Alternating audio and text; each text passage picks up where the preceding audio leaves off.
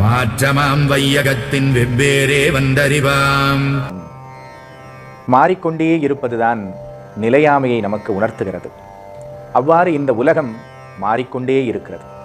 நம்முடைய தேகம் மாறிக்கொண்டே இருக்கிறது.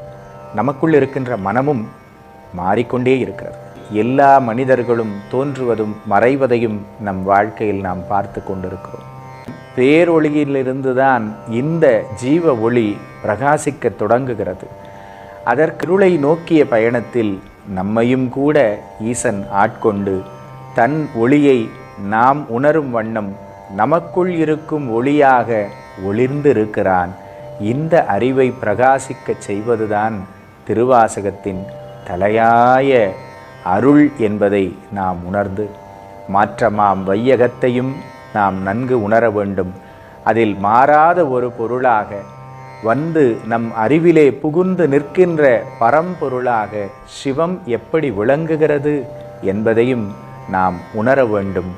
அதற்குத்தான் இந்த இனிய அனுபவ பயணம்.